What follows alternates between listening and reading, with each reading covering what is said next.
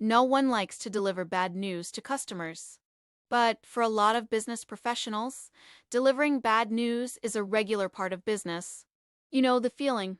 You probably get nervous or have to transfer a call to your supervisor because the customer will not accept your word as final. So, let's figure out how to fix that. For many years, through my workshops, I have worked with customer service professionals just like you, who struggle with how to say things to customers that they do not want to hear. In this course, I'm sharing major keys for how to deliver bad news, whether that's over the phone, chat, or in person. You will hear my stories and examples that will help you use these keys when you deliver bad news. At the end of the learning, delivering bad news does not have to be hard for you or your customer. It just takes a few easy steps, and you will be able to say what needs to be said without fearing backlash. My friend and his wife were sitting at the big business room table at the closing office. They just sold their first apartment, and they were now closing on their new home. They thought they were in great shape, but something went wrong. The bank did not transfer the money for the purchase of their new home. They called their mortgage broker, who had handled every detail up to that point. They called the office manager. "You are approved. I do not know why the money was not transferred. It is now after hours on the East Coast on a holiday weekend. It was New Year's Eve. They cannot talk to anyone until after the first of the year." Devastator does not even begin to describe how they felt right then. They were in all-out panic mode. They were afraid they would not be able to move into their new home. They asked to speak to their broker, and the office manager said, "He's just going to tell you the same thing I have told you. Like I said, there's nothing we can do until after the first of the year." There was no explanation, no concern for that very serious problem, no offer to help, nothing. He just said what he said, and they were left helpless. By the way, after the first of the year, they found that the bank account number for the wire transfer was incorrect. It was one number off, that's all it was, and then they were able to move into their new home. But after a long holiday weekend, a complete fear. This is a good example of how not to deliver bad news to a customer. Things will go wrong, and there will be times when there is nothing you can do to help the customer.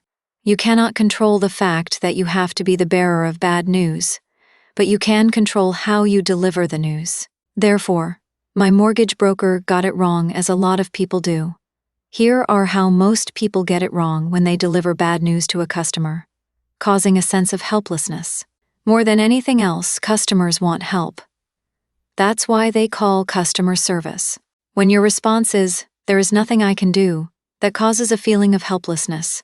This feeling of helplessness can lead to customers getting frustrated or angry, and this makes them harder for you to deal with. It is also one of the main reasons customers will give up working with you and ask to talk to a supervisor. So, what can you do? Offer alternatives, make the customer feel that you are doing all you possibly can do to help them. Indifference. It is hard enough to deliver bad news to a customer. But if a customer thinks you do not care about their problem, that you are dismissing them, it becomes so much harder for you to work with them. In my friend case sample, they felt the office manager was indifferent. The problem was catastrophic for them, but they did not feel he cared. If your customer thinks you do not care, they tend to talk more, rent more, become more difficult, and escalation is likely. Show genuine concern with a response like, "I realize this whole thing have been frustrating for you." And finally, elaborate the point. I hear this a lot when I'm listening to customer service calls for clients. I think the intent is to get the customer to calm down or to accept the bad news, but it is usually perceived negatively. When you make your point repeatedly, "Man, you have to open a claim online. I cannot open a claim over the phone for you. You have to do this online." You tend to make the customer more upset. Make your point once like this: "I know this is an extra step you do not want to have to take, but we have to have an online form completed and signed in order to open a claim for you." If you make one or more of these common mistakes when you deliver bad news to a customer, you are at risk for losing customer trust or losing the customer completely. You are more likely to get a difficult-to-handle response, or the customer may ask to speak to your supervisor. Avoid these mistakes when you deliver bad news. In my experience of working more than 30 years with professionals like you who have to deliver bad news to customers, I have found that there are 4 major keys to successfully delivering bad news. I want to share with you a story that illustrates these 4 keys. 5 years ago, my aunt with no kid needed to have a quadruple bypass, and she needed to have 3 of her heart valves replaced. The surgery came with a big risk. There was a 10 to 15% chance of death during or shortly after surgery, and there was a risk of stroke or heart attack during surgery. My aunt did not want to have the surgery because of the risk and based on things she was hearing from other people. My sister arranged a meeting with my aunt's surgeon and our whole family where we could ask questions about the surgery so that my aunt could make the best decision. The surgeon walked into the exam room to meet with us. He greeted us, shook our hands, and took a seat across from my aunt. I was the first to ask a question. If my aunt does not have this surgery, what are we looking at? Here is what I want you to really hear, the way the surgeon answered my question. He turned to face me and he said, "If your aunt does not have this surgery, she is looking at one of 3 outcomes. She will be dead in less than 3 years, or she will be confined to a wheelchair because her body will be so frail and so weak. Another possible outcome is she will be better then." The doctor was crystal clear on what we were looking at. The news was definitely bad, but I noticed how calm we all were as we listened to the surgeon. I think we all trusted him and respected his honesty. We appreciated his directness and his clarity. It was this approach, direct and clear, that helped us to receive and take in the bad news. Doctors are very skilled on how to deliver bad news. They have to be. Doctors have mastered 4 keys when it comes to delivering bad news. 4 keys that you can take and adapt and use when you have to deliver bad news to customers. The first key is to be clear and unequivocal. When you have to deliver bad news to a customer, say what you have to say. Say it clearly, directly, and without leaving any doubt. When my aunt's surgeon said to us, "If your aunt does not have this surgery, she is looking at one of 3 outcomes," and then gave us the 3 outcomes in plain English. He was clear and left no room for misunderstanding. The second key is to acknowledge concern. One of my aunt's biggest concerns was the risk of death. One of us asked about the 10 to 15% risk of death during or immediately after surgery, and the surgeon said, "Certainly there are risks. There are risks with any surgery, and I have never lost a patient in or immediately after the surgery." His response acknowledged our fear of the risk of death, and at the same time, we offered a sense of reassurance. Be open to and encourage questions is the third key. Being open to questions helps you come across as open and credible, which is important when you have to deliver bad news. The surgeon opened our meeting with, "What questions do you have for me?" I could see his sincerity and his for availability to us. The fourth key is to offer an alternative. It is always good when you can give customers a choice when you have to give them bad news, even when the choice is not the ideal situation. Customers do not like feeling like they are backed into a corner, so choosing between the lesser of 2 evils is better than no alternative at all. My aunt had an alternative to the risky surgery: do nothing, and risk being better than, and dying earlier than she had to. Giving customers a choice makes them feel like they have some control over the situation. You can give your customers bad news in such a way that the news is easy to accept and without you feeling a negative response from your customer. Keep bad news using the 4 keys doctors use when delivering bad news. When you do, you will be able to give bad news with more ease and confidence, and the customer is more likely to accept your response as the final answer. When you have to deliver bad news to your customers, you just say what needs to be said clearly and directly without feeling backlash. So I want to guide you how to give bad news to your customers clearly and unequivocally by doing simple things. Let me give you an example from one of my clients. At their work, every single day, employees are in a situation of having to deliver bad news. They have to tell the customer their luxury furniture warranty plan will not cover something, say a rip or tear in a brand new elegance with the sofa. As you can imagine, customers do not want to hear this. This is the perfect example to show you how to be clear and unequivocal when you have to give bad news to your customers. First, I want you to assert yourself. My definition of assertive is to say what you mean what you say, and do not be mean when you say it. When you assert yourself, you are not indifferent. You are certainly not harsh in your delivery. You just state the facts. You might assert yourself this way: "Mr. Thomas, you have a very good plan here. It covers such things as fading, stains, and structural damage. Your plan does not cover rips or tears to the letter as stated in your warranty plan. This is saying what you mean as suitably, quickly stating some of the things the plan does cover. And this example protects the employee from sounding indifferent or harsh. It is so much better than say, "We do not cover that." The second thing I want you to do is be straightforward and honest. Do not hold back on bad news out of fear how your customer might react. Just state the news in the most straightforward way possible.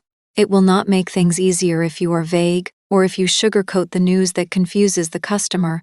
It gets their hopes up, and it ultimately makes things harder for you. Just be straightforward and honest. Here is an example of being vague. Maybe I could talk to my supervisor and see. But for now, the answer is no. This will just get your customer's hopes up, or it will confuse your customer. And finally, pause and let the news sink in. This is a tip I learned from many doctors. They give their patients time to process what they have just heard. You need to do the same thing with your customers.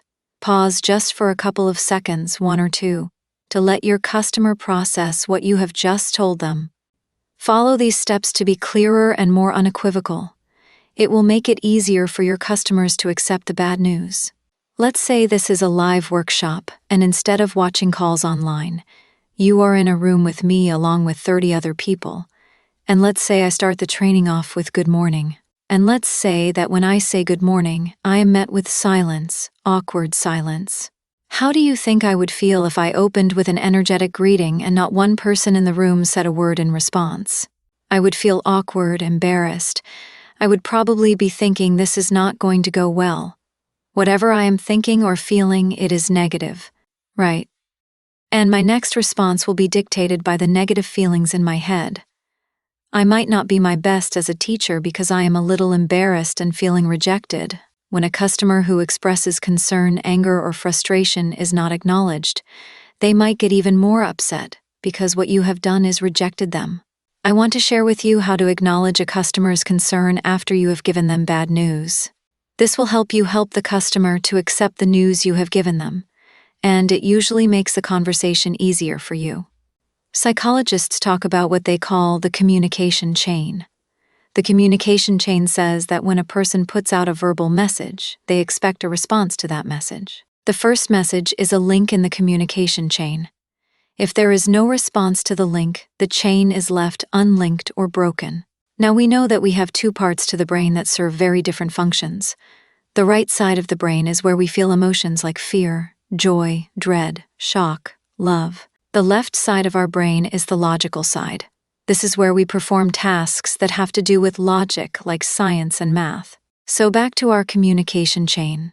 If you have a customer who expresses concern and you do not acknowledge it, you break the chain and you force the customer into the right side of the brain where they feel frustration, anger, confusion. What you want is your customer operating in the left side of their brain on their logical side.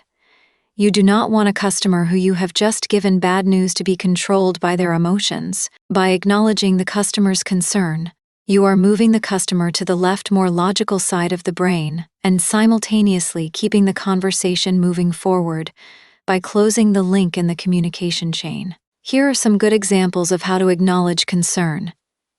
I realize this whole thing is frustrating for you. Oh, I don't want you to worry at all. We will get to the bottom of this. As long as your acknowledgement is genuine, you will be fine. The idea is to link the communication chain with genuine acknowledgement of concern. Just put yourself in your customer's place. Putting yourself in your customer's shoes gives you a sense of empathy, and all you have to do is relay the empathy back to your customer. That is the whole acknowledgement, is empathy. When you go to Disneyland, you will find that Disney employees are asked every day, "What time is the 03000 parade?" And you would hear that Disney employees perfectly handled this question. Assume that you wanted to see for yourself how Disney responded. So when you went to Disney, you asked an employee, "What time is the 03000 parade?" Here's what the employee said. "If you stay in this general area, the parade will get to you at exactly 3:15 p.m. You will have less on the crowd and a perfect view." Yet, this was a perfect response. When delivering bad news to customers, it is important that you handle questions with eloquence, kind of like the Disney approach. In this video, I am going to show you how to make it easier for your customers to accept bad news by being open to questions, working to make customers feel smart or good when you answer their questions, and by backing up your answers with fact. First, I want you to be open to questions. When you are open to questions, you come across as transparent. I want you to not only be open to questions, I want you to encourage them. What questions do you have for me? Is a great way to encourage questions. Encouraging questions helps you foster a sense of trust with your customers. Next, make your customers feel smart and good as you answer questions. These new employees go out of their way to make customers feel good in their response, and I want you to do the same thing. One of my clients is an optometrist office, and they recently asked for my help in how to handle a patient who calls and asks to have an expired contact lens prescription filled. So here is the scenario. The prescription is expired, but the patient says, "My eyes have not changed. Can I just order the same contact from last year?" The bad news is that the office cannot fill an expired prescription. The FDA does not allow it. I help my client make customers feel good in this situation by explaining to patients, "We can quickly get you in for an exam." And in most cases, you walk out with your lenses that day.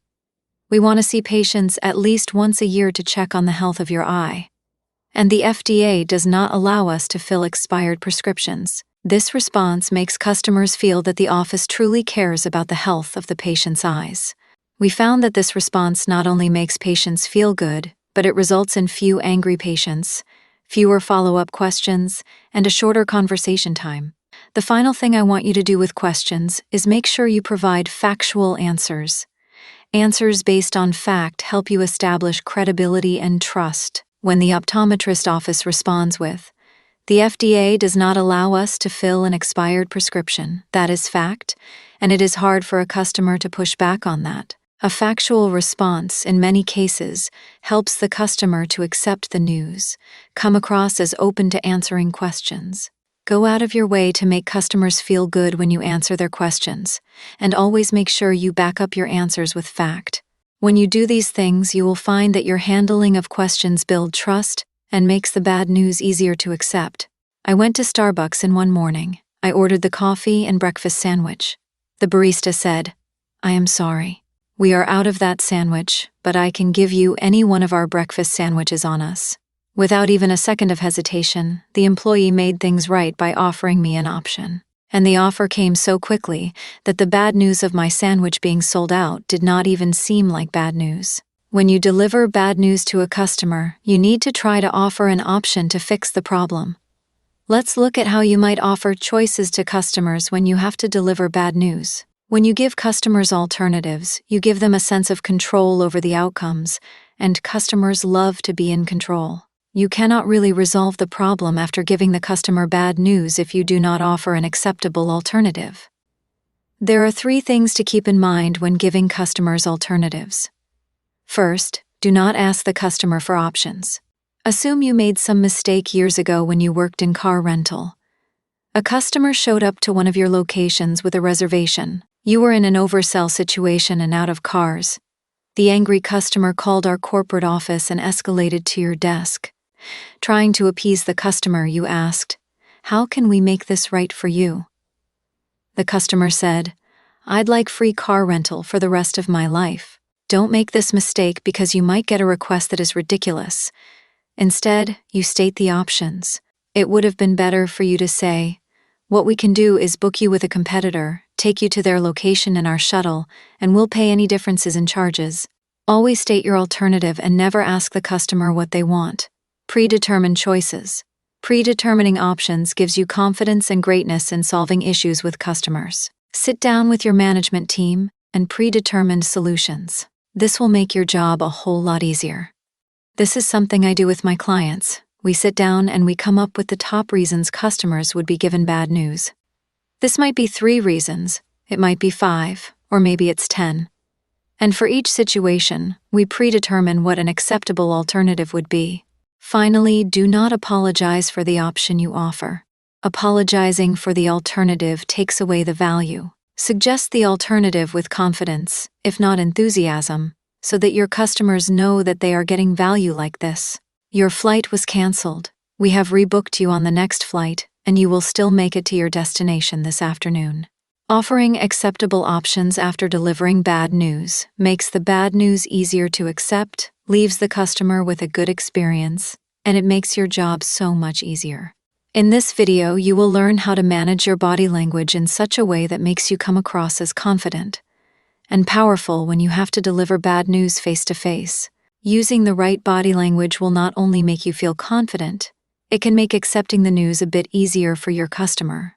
A lot of people get nervous when they think of having to give a customer bad news in person, but it is not as hard as you might think.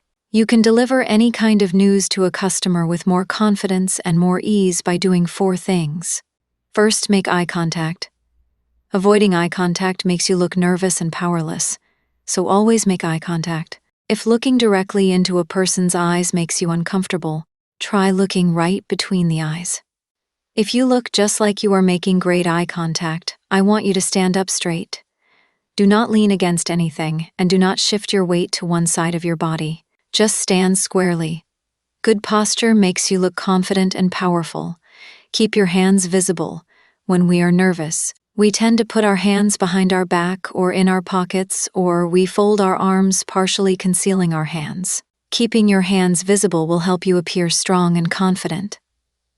The last thing I want you to do is try the power pose before meeting with the customer. Amy Cuddy, professor at Harvard Business School, studies body language techniques that make people feel powerful.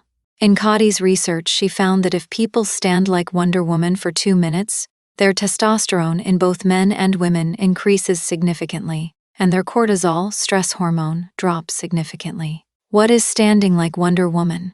You are wondering. It is to stand tall with your chest out and your hands on your hips. The Wonder Woman poses, also referred by Cuddy in her research as a power pose, makes people feel more powerful. People who do the power pose for just 2 minutes are more likely to do very well in stressful situations like delivering bad news. I do the power pose before every single public speech.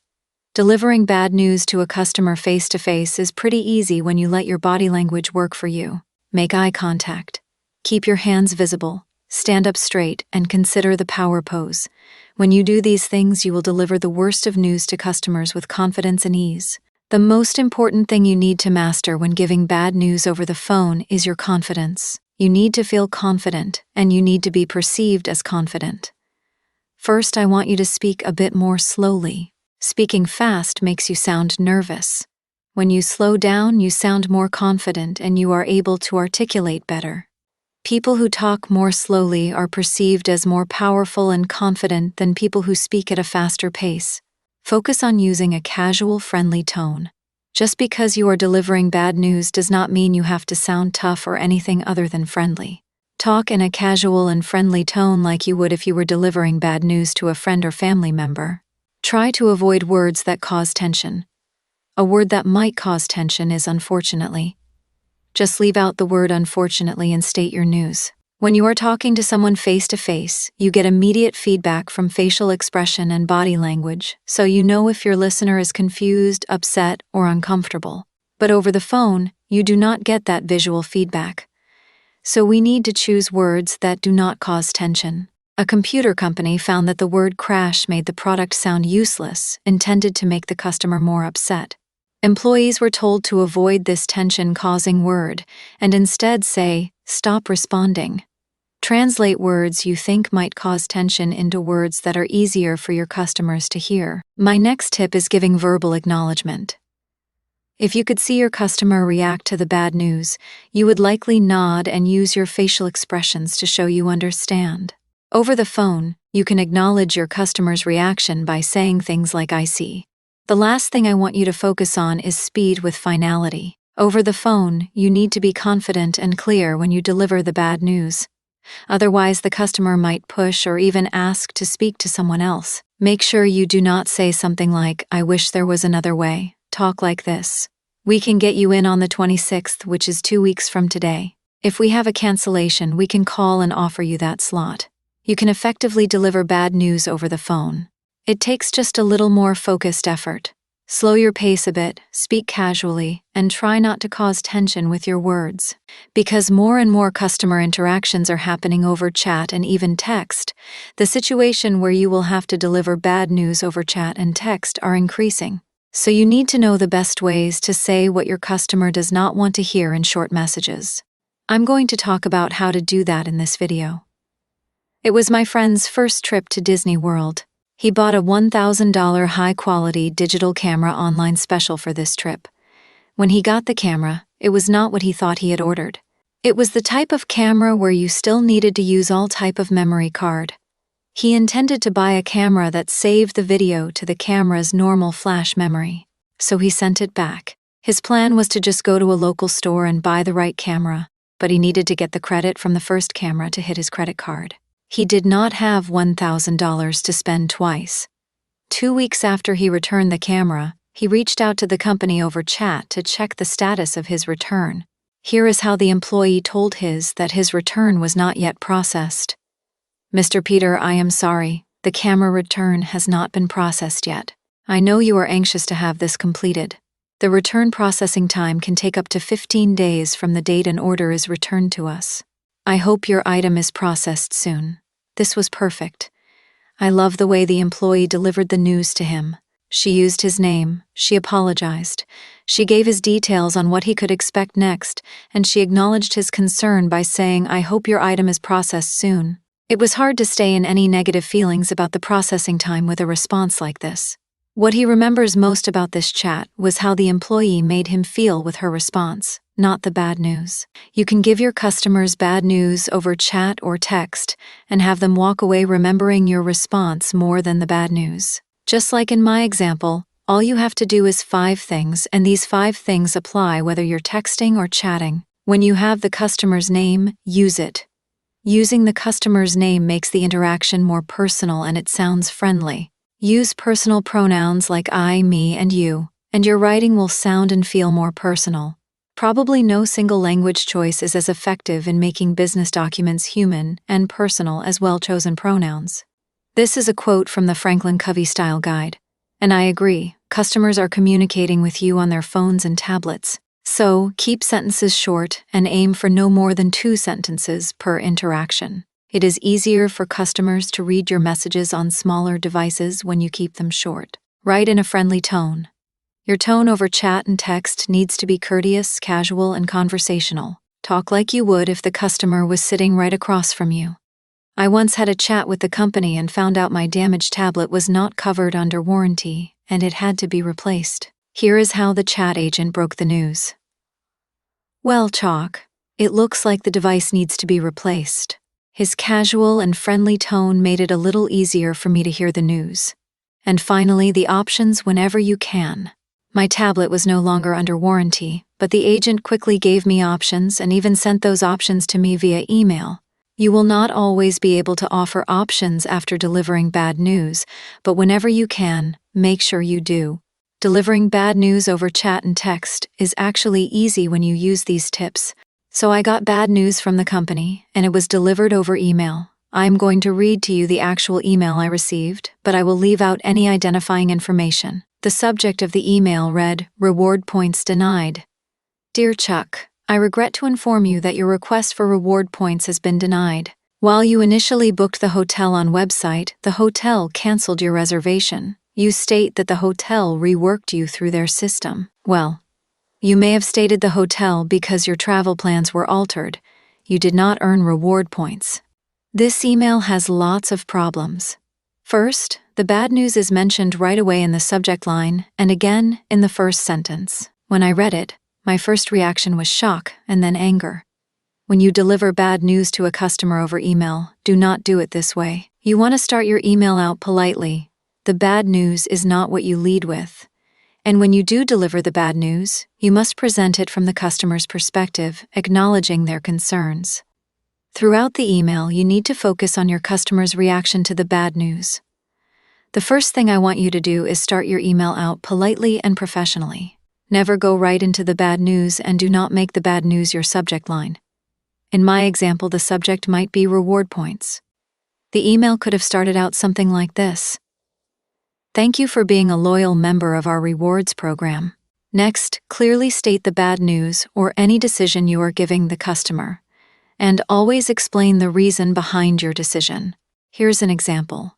We have reviewed your hotel stay, and it looks like the hotel canceled the reservation that you initially booked. When they canceled the reservation, they canceled your reward points. Does not that sound nicer than "I regret to inform you that your request has been denied"? Next, acknowledge customer concern. Being very mindful of the reaction the customer is likely going to have to your news. And the example we are using, my concern as a customer was that I would not get the points I feel like I earn. Here is how the company could have acknowledged my concern. You explained that the hotel reworked your reservation due to a problem they experienced. If we can get confirmation from the hotel you'll stay and a note explaining the problem they encountered, we can go back and give you points. We will just need you to reach out to the hotel to have them send us these details in writing. Next, you would be open to answering questions. Be careful not to make the email feel like a dead end. Here is a good way to end the email with a sense of openness to further dialogue. We look forward to reviewing any details you are able to get from the hotel. Please reply back to this email or call me with any questions. One final tip. Throughout your email, make your message easy to read by keeping sentences short. No more than 15 to 20 words is a great rule to follow. When you have to deliver bad news over email, start off politely. Clearly state the news or your decision, always providing a reason for your decision. Be mindful of the reaction your customer is likely to have to the news and address this concern. Be open to questions by inviting your customer to reply a call. When you do these things, your customers will have a better attitude toward the bad news despite the letdown.